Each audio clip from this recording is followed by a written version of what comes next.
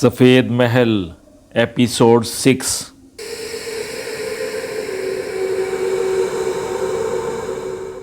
کامران کی سمجھ میں نہیں آ رہا تھا کہ وہ کون سا راستہ اختیار کرے۔ فرار کے سارے راستے مسدود ہو چکے تھے اور شاتو کے سوار اس کے سر پر سوار تھے۔ کامران نے سوچا کہ بھاگنے سے بہتر ہے کہ وہ رک جائے اور ان کے سوال کرنے سے پہلے ہی ان پر سوالوں کی بوچھاڑ کر دے کہ وہ اس کا پیچھا کیوں کر رہے ہیں۔ یہ سوچتے ہی اس نے زور سے ابلا کی لگام کھینچی، اتنے زور سے کہ وہ بیچاری اپنے 2 پاؤں پر کھڑے ہونے پر مجبور ہو گئی، لیکن لگام کھینچتے ہی ایک قدم آگے نہ بڑھی۔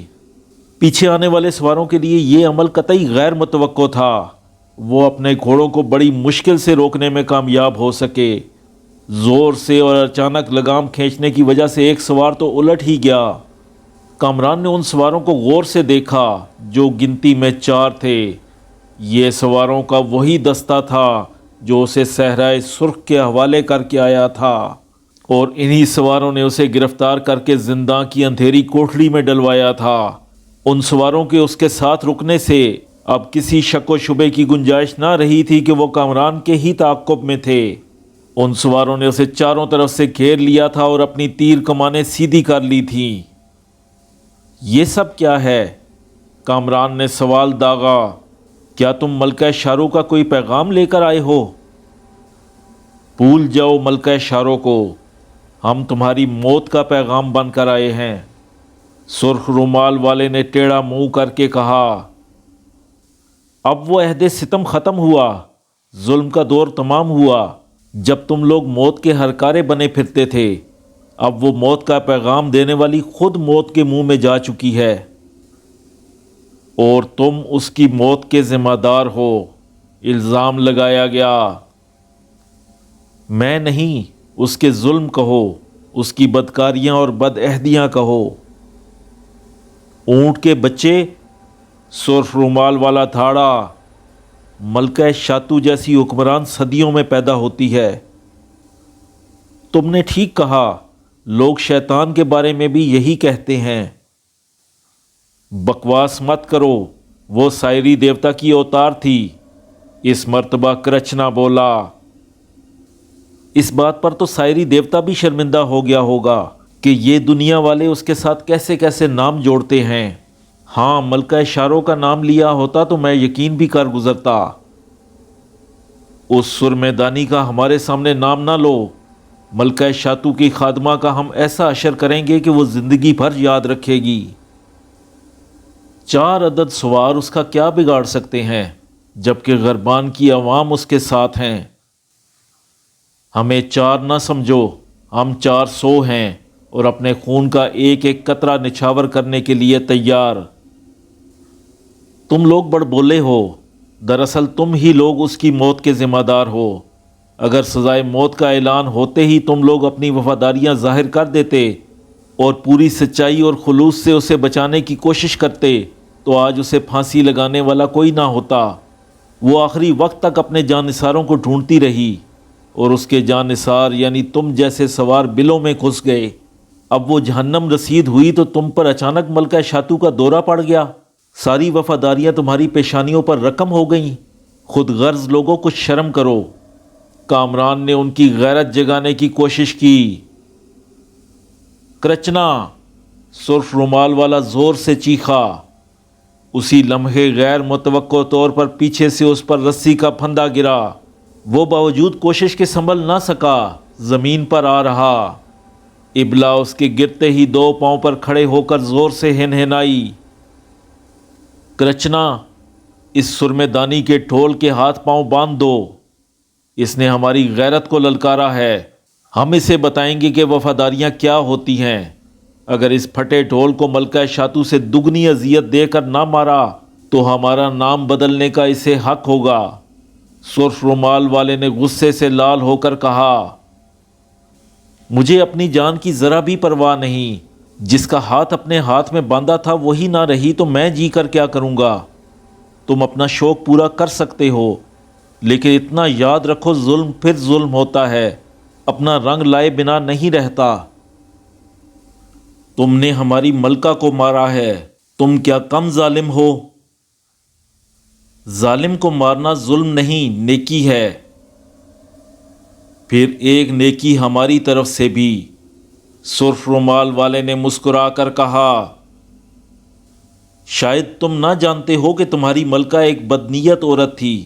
میں نے اس کی نفسانی خواہش پوری کرنے سے صاف انکار کر دیا تھا، جس کے نتیجے میں میری بیوی کو زندہ جلوا دیا گیا اور خود میرے لیے صحرائے سرخ کی سزا مقرر ہوئی۔ اب تم ہی کہو ظلم کس کی طرف سے ہوا؟ کامران نے انہیں سمجھانے کی کوشش کی۔ پاک باز کے بچے، ہم تمہیں بتائیں گے کہ ظلم کیا ہوتا ہے۔ سرخ رومال والے نے قہر آلود نظروں سے اسے گورتے ہوئے کہا۔ پھر مڑ کر اس نے کرچنا کو حکم دیا، کرچنا، اسے بھوننے کا انتظام کرو۔ کرچنا نے پہلے اپنے 2 ساتھیوں کی مدد سے اس کے ہاتھ پاؤں رسیوں سے جکڑ دیے۔ جس وقت وہ اسے رسیوں سے باندھ رہے تھے تو سرخ رومال والا اس کے سر پر تیر کمان لیے کھڑا رہا۔ کامران کی ذرا سی بھی مزاحمت اسے نقصان پہنچا سکتی تھی، لہٰذا اس نے پوری سعادت مندی سے ہاتھ بندھوا لیے۔ پھر کرچنا اپنے دونوں ساتھیوں کو لے کر ایک طرف چلا گیا، وہاں صرف سرخ رومال والا رہ گیا۔ میری بیوی کو کس نے زندہ جلایا تھا؟ ہمارے علاوہ کون ایسے کام کر سکتا ہے؟ سرخ رومال والے نے فخریہ کہا۔ تم اس کا قصور جانتے تھے؟ وہ ملکہ شاتو کا حکم تھا، اس کے علاوہ ہمیں کچھ جاننے کی ضرورت نہیں تھی۔ جواب ملا، تم لوگوں کو ملکہ شاتو مہروں کی طرح استعمال کرتی تھی اور تم اس سے ناواقف تھے۔ ملکہ شاتو کی ہم پر بہت عنایات تھیں، ہم اسے نہیں بھول سکتے۔ سرخ رومال والا بولا، کاش یہ عنایات اس نے صرف گنڈوں پر نہ کی ہوتی تو آج اس کا انجام اس سے مختلف ہوتا۔ کامران نے بلا خوف صاف گوئی کا مظاہرہ کیا۔ آج سے پہلے اگر تم نے یہ بات کہی ہوتی تو میں تمہارا کیما کر دیتا، لیکن آج تمہیں بولنے کی پوری اجازت ہے، کیونکہ تمہارا جو انجام ہونے والا ہے بہت اذیت ناک ہے۔ مجھے مار کر کیا تم سمجھتے ہو کہ پورے غربان کے عوام کا گلا گھونٹ دو گے؟ عوام ہمارے ساتھ ہیں، ہمیں ان کا گلا گھونٹنے کی ضرورت نہیں۔ تمہارے بعد شاروں کی باری آئے گی، پھر ہم ملکہ شاتو کی بیٹی کو ملکہ بنائیں گے۔ انکشاف ہوا۔ ملکہ شاتو کی کوئی بیٹی بھی تھی؟ کامران حیران تھا۔ تھی نہیں، ہے۔ جب وہ ملکہ بنے گی تو پھر سے ہمارا راج ہوگا۔ خواب تو برا نہیں، کامران نے چوٹ کی، پر سرخ رومال والے نے اس پر توجہ نہ دی۔ آج تو برداشت کی انتہا ہو گئی تھی۔ پھر کامران نے چپ سادھ لی۔ سرخ رومال والا بھی مزید بات کرنے کے موڈ میں نہ تھا۔ اس نے کامران سے توجہ ہٹا لی اور اپنے ساتھیوں کو مختلف ہدایات دینے لگا۔ کامران کے سامنے سوکھی لکڑیاں، چاڑی چنکار کا ڈھیر جمع ہو رہا تھا اور یہ کام کرچنا اپنے 2 ساتھیوں کی مدد سے کر رہا تھا، جبکہ سرخ رومال والے کی نگرانی جاری تھی۔ کامران کو لکڑیوں کا ڈھیر بڑھتا اور پھیلتا دیکھ کر یہ اندازہ کرنے میں دیر نہ لگی کہ وہ لوگ اس کے ساتھ کیا کرنے والے ہیں۔ وہ اس وقت شاتو کے ظالم سواروں کے رحم و کرم پر تھا اور وہ اس کے لیے چتا تیار کر رہے تھے جس پر رکھ کر اسے بھون دینا چاہتے تھے، بالکل کسی بکرے کی طرح۔ اتنی لکڑیاں کافی ہیں؟ کرچنا نے سرخ رومال والے سے دریافت کیا۔ ہاں، لکڑیاں تو کافی ہیں، لیکن اسے باندھنے کے لیے گدا تو لاؤ۔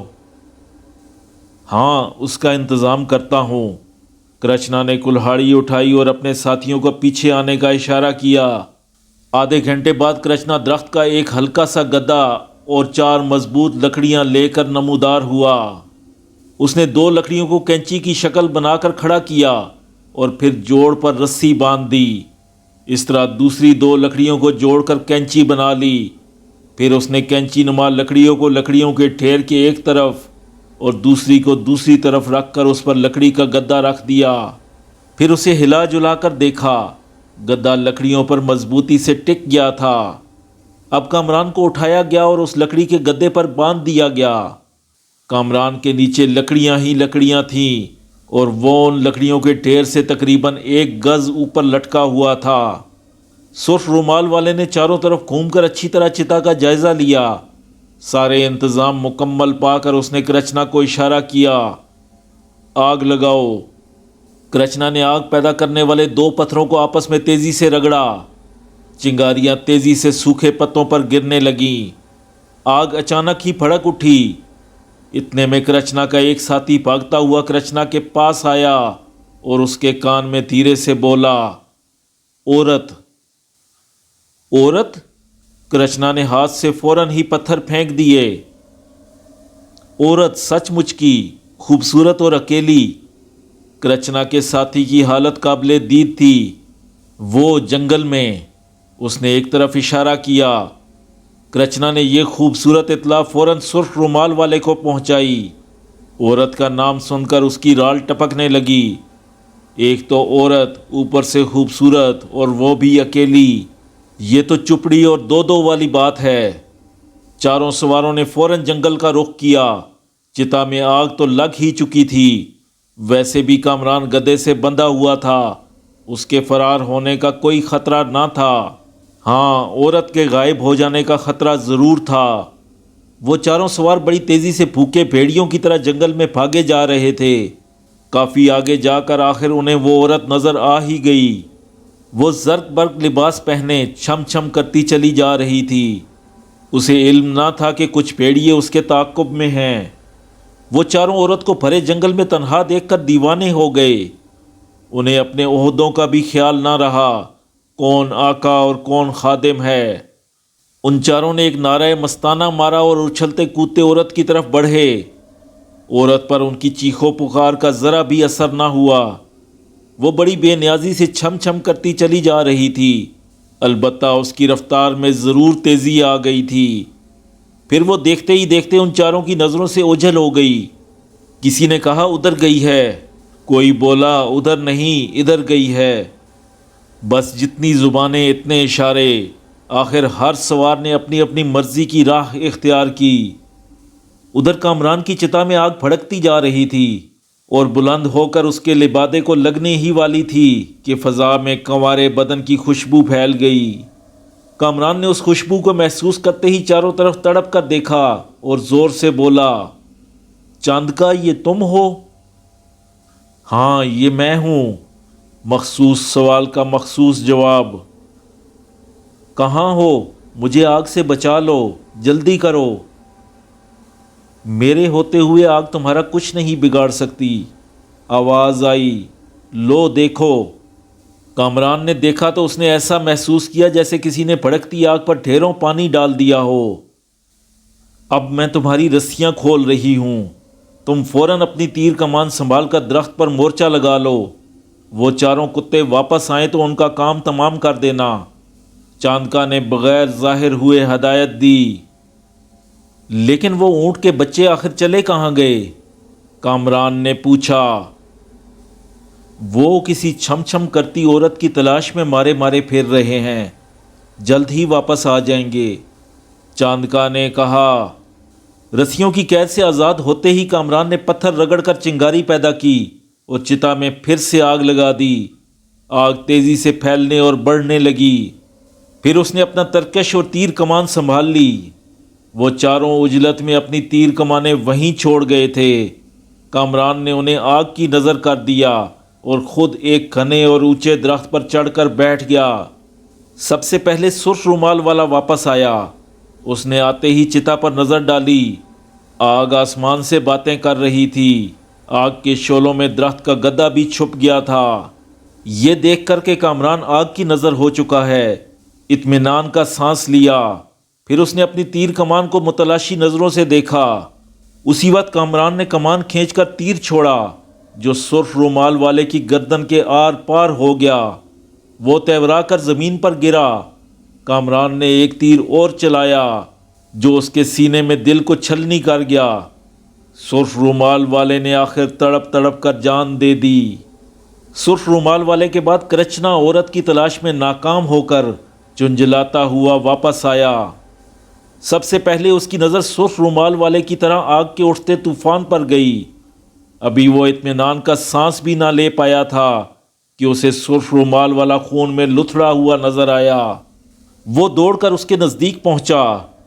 کرچنا نے اس کے سینے سے تیر کھینچ کر تیر کا جائزہ لیا، اور ابھی وہ دشمن کے تیر کو پہچان بھی نہ پایا تھا کہ اس کی موت نے اسے آ گھیرا۔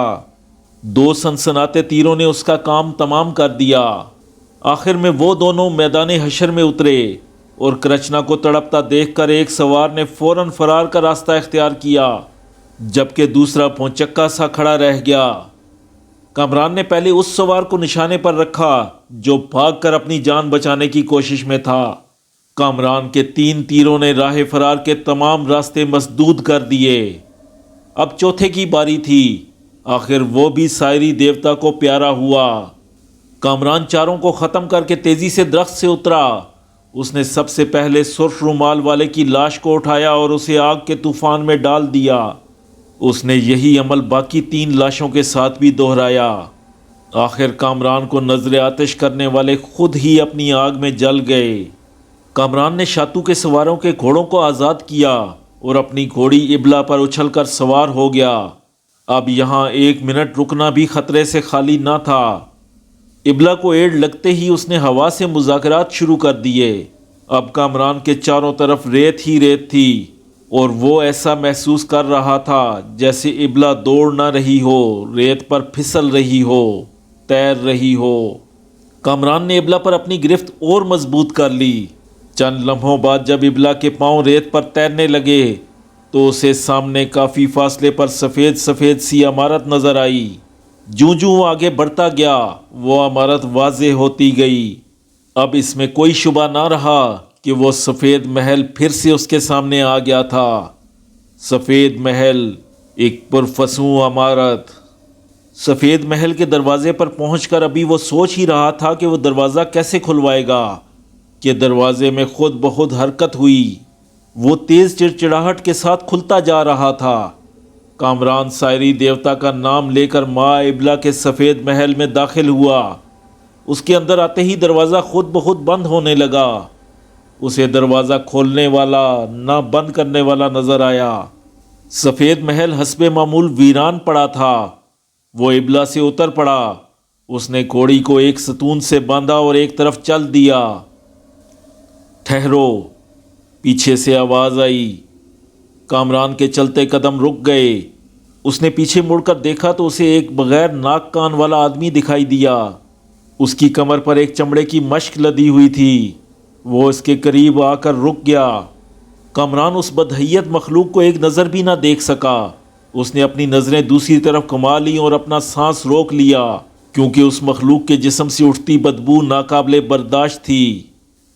بھائی، تم نے کبھی انسانی خون پیا ہے؟ اس سکے نے ایک عجب سوال کیا، اور ابھی کامران اس کا کوئی جواب دینے ہی والا تھا کہ وہ پھر سے بول اٹھا، ہاں، تم نے کہاں پیا ہوگا انسانی خون؟ پیا کرو بھائی، پیا کرو۔ دنیا میں اس سے سستی اور کوئی چیز نہیں۔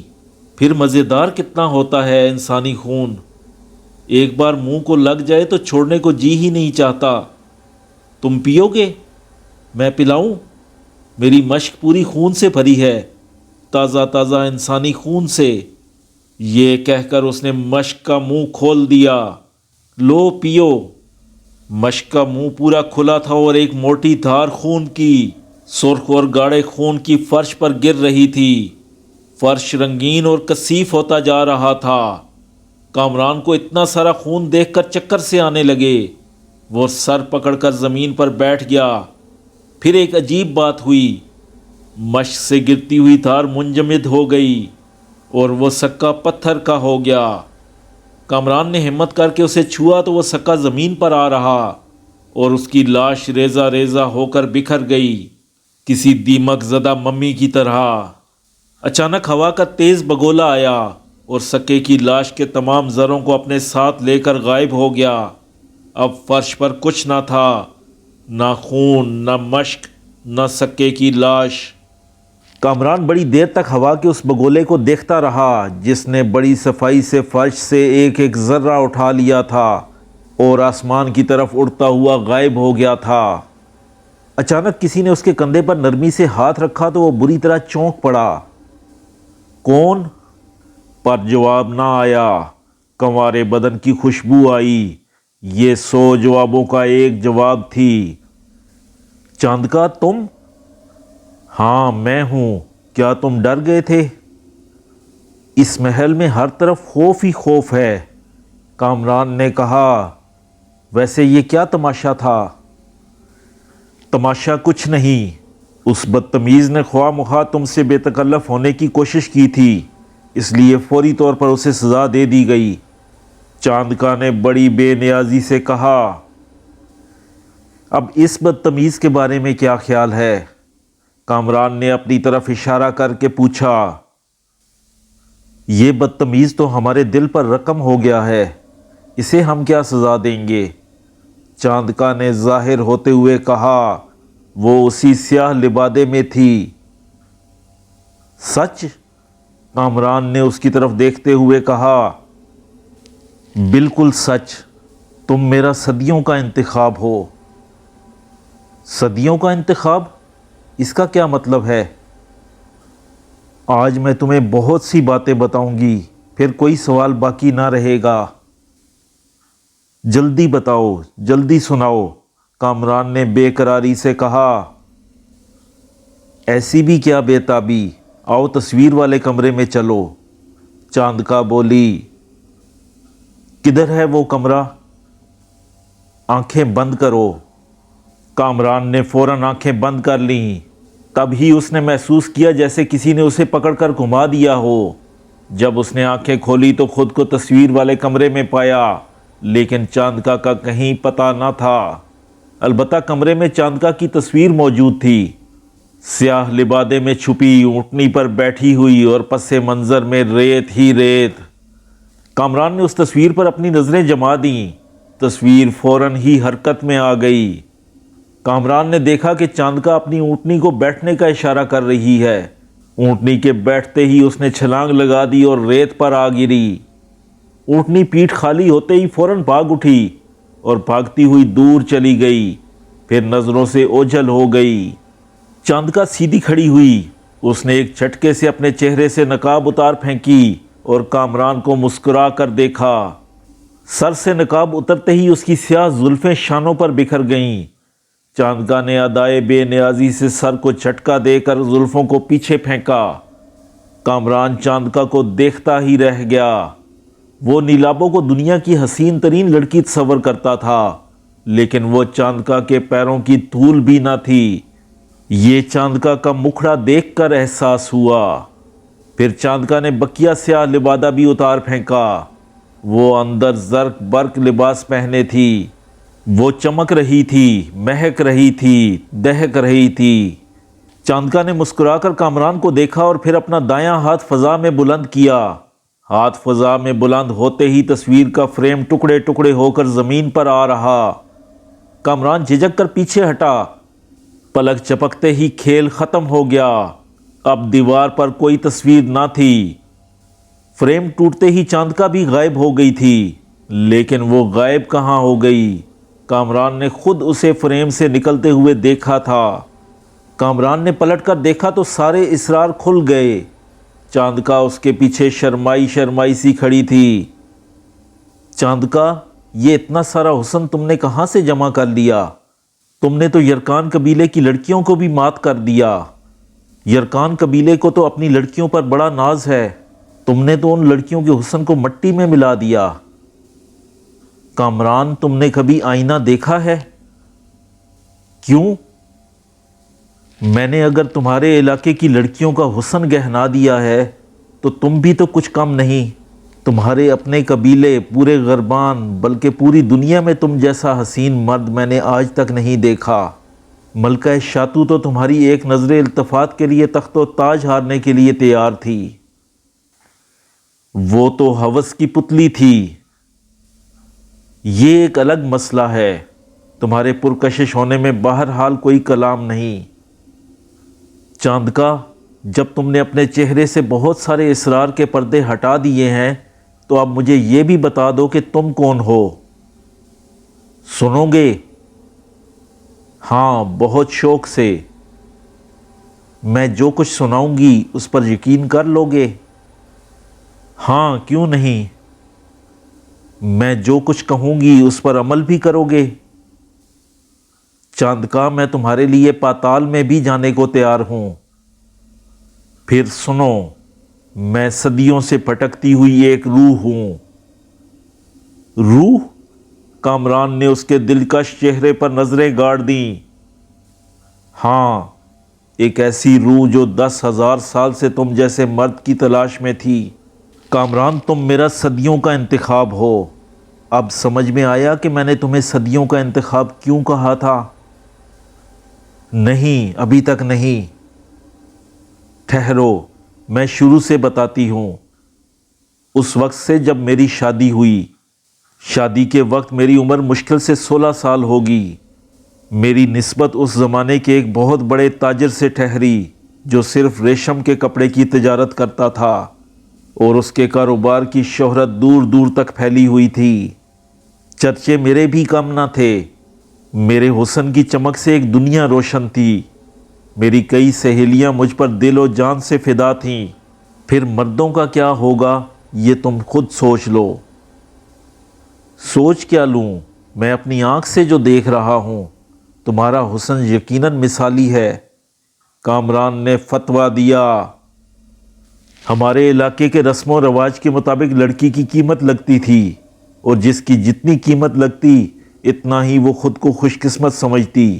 ماں باپ ذات برادری والے الگ فخر محسوس کرتے۔ اس تاجر نے میری قیمت 5 ہیروں کے ہار مقرر کی۔ اس وقت یہ قیمت بہت بڑی تھی، کیونکہ اس زمانے میں ایک لڑکی ریشم کے 4-5 تھانوں میں بآسانی مل جاتی تھی اور خود پر فخر کرتی تھی۔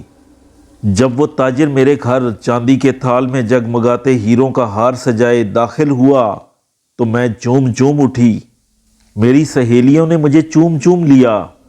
میرے ماں باپ نے مجھے اپنے کلیجے سے لگا لیا۔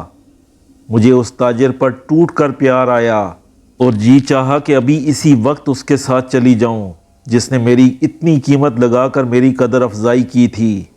لیکن رسم کے مطابق میں 1 سال سے پہلے اس کے ساتھ نہیں جا سکتی تھی۔ پھر 1 سال بعد میری بڑی دھوم دھام سے شادی ہوئی۔ وہ رات آئی جس کے لڑکیاں جانے کیا کیا سہانے خواب دیکھتی ہیں۔ میں نے بھی بہت سے سہانے خواب دیکھے تھے، اس لیے جانے کیا کیا سوچا تھا، لیکن وہ رات میرے لیے منحوس ثابت ہوئی۔ اس رات نے میری زندگی اندھیر کر دی۔ سارے سہانے خواب کرچی کرچی ہو کر بکھر گئے۔ زندگی میں آنسوؤں کے سوا کچھ نہ رہا۔ بس یوں سمجھ لو کہ شادی کی پہلی رات تمہارا دل بھی زخمی ہوا اور میرا بھی۔ جس طرح تمہاری نیلابو تمہارے لیے ناکارہ ثابت ہوئی، بالکل ویسے ہی میرا شوہر میرے لیے بغیر پانی کا دریا ثابت ہوا۔ تمہاری بیوی اس سلسلے میں قصوروار نہ تھی، فطرت نے اسے ایسا ہی بنایا تھا۔ میرا شوہر بھی بے قصور تھا، فطرت نے اس کے ساتھ بھی مذاق کیا تھا۔ کئی بار میں نے اس کی آنکھوں میں آنسو بھی دیکھے۔ تم مرد لوگ اس معاملے میں ویسے ہی بے حد حساس ہوتے ہو۔ اس کمزوری نے اس کی ہڈیاں پگھلانا شروع کر دیں۔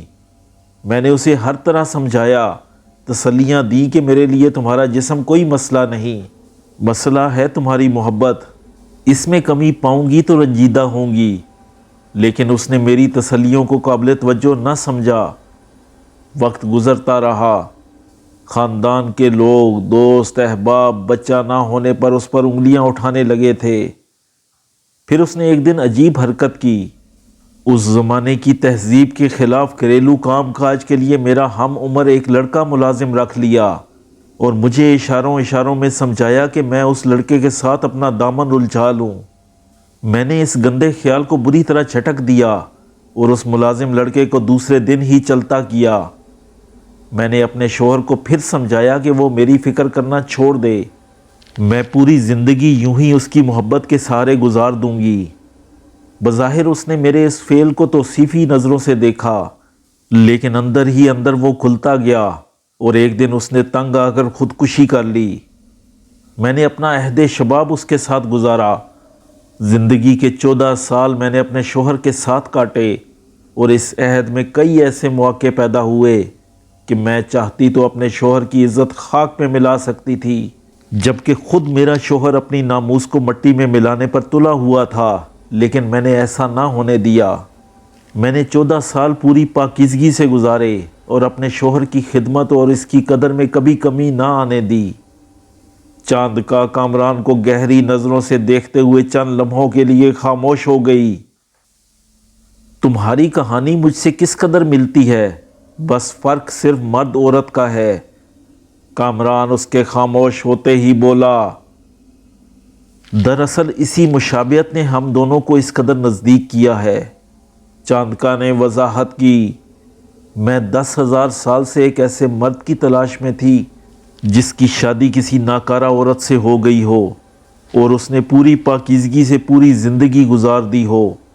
اس صدیوں پر محیط عرصے میں نے سینکڑوں مردوں کا بڑے نزدیک سے مطالعہ کیا۔ میں نے پاکیزہ مرد کی تلاش میں دنیا کا کونا کونا چھان مارا، اور اب میں مایوس ہونے لگی تھی، اپنی شکست تسلیم کرنے والی تھی کہ اچانک تم مل گئے۔ تم جو میری ہر آزمائش میں پورے اترے، تم جو میری صدیوں سے پیاسی روح کا قرار ثابت ہوئے، تم نے نیلابوں سے نباہ کر کے مردوں کی لاج رکھ لی۔ اس سلسلے میں مجھے کس کا شکر گزار ہونا چاہیے، تمہارا یا سائری دیوتا کا؟ کامران نے ہنستے ہوئے کہا، سائری دیوتا کا، جس نے تمہارے جیسا مرد بنایا۔ چاندکا بولی، میں پھر شکر گزار ہوں سائری دیوتا کا جس نے مجھے بنایا اور چاندکا جیسی لڑکی سے ملوایا۔ کامران نے اوپر دیکھتے ہوئے کہا، کامران ایک بات بتاؤ اور پوری سچائی سے۔ ہاں پوچھو۔ کیا تمہارے دل میں مجھے حاصل کرنے کی خواہش پیدا نہیں ہوئی؟ یہ کیوں پوچھ رہی ہو؟ کامران نے اسے ترچھی نظروں سے دیکھا۔ اس لیے کہ پھر چاندکا کچھ کہتے کہتے رک گئی اور گھبرا کر بولی، کیوں نہ پوچھوں، تمہیں برا لگا؟ میرا مطلب یہ تھا کہ یہ بھی کوئی پوچھنے کی بات ہے؟ کامران نے بڑے ٹھہرے ہوئے لہجے میں کہا، جس کا ہاتھ اپنے ہاتھ میں باندھا گیا تھا وہ تو دنیا میں رہی نہیں، اب کیا تم بھی مجھے تنہا چھوڑ کر جانا چاہتی ہو؟ لیکن ہمارا ملاپ اتنا آسان نہیں۔ اب چاند کا اصل موضوع پر آئی۔ کتنا مشکل ہے، خدایا بتاؤ، کامران نے پوچھا۔ میں روح ہوں اور تم جسم، روحیں بھی بھلا کبھی جسموں سے ملی ہیں؟ پھر ہم تم کیسے ملیں گے؟ ملیں گے اور ضرور ملیں گے، بس تمہیں میرے کہے پر عمل کرنا ہوگا۔ چاندکا، تم مجھے اپنا غلام سمجھو۔ میں تمہیں اپنا غلام نہیں، آقا بنانا چاہتی ہوں، تمہارے مضبوط بازوؤں میں رہنا چاہتی ہوں، لیکن اس خواہش کے پورا ہونے تک تمہیں کڑی آزمائش سے گزرنا پڑے گا۔ چاندکا، تمہارے لیے ہر آزمائش سے گزر جاؤں گا۔ سچ؟ چاندکا خوش ہوتے ہوئے بولی، 100%۔ کامران نے بڑے مستحکم انداز میں کہا، پھر لمبے سفر کے لیے تیار ہو جاؤ۔ میں تیار ہوں، تم ہدایت دو۔ چاندکا نے کامران کو بہت سی باتیں سمجھائیں، کہاں کہاں جانا ہوگا، کن کن بستیوں سے گزرنا پڑے گا، کیسے کیسے واقعات سے دوچار ہونا ہوگا، اسی طرح کی اور بہت سی دوسری باتیں۔ پھر کامران اس کی ہدایت کے مطابق ابلا پر بیٹھ کر سفید محل سے باہر نکلا اور سفید محل پر الوداعی نظر ڈال کر گھوڑی کو ایڑ لگائی۔ ابلا دیکھتے ہی دیکھتے ہوا سے باتیں کرنے لگی۔ چند لمحوں بعد کامران نے محسوس کیا کہ گھوڑی دوڑ نہیں رہی، اڑ رہی ہے۔ اس کے پیر ریت پر نہیں پڑ رہے تھے، ویسے اس کے ارد گرد ریت چھائی ہوئی تھی۔ کچھ دیر کے بعد جب دھند چھٹی اور ابلا کے پاؤں زمین پر پڑے تو وہ سامنے کا منظر دیکھ کر پریشان ہو گیا۔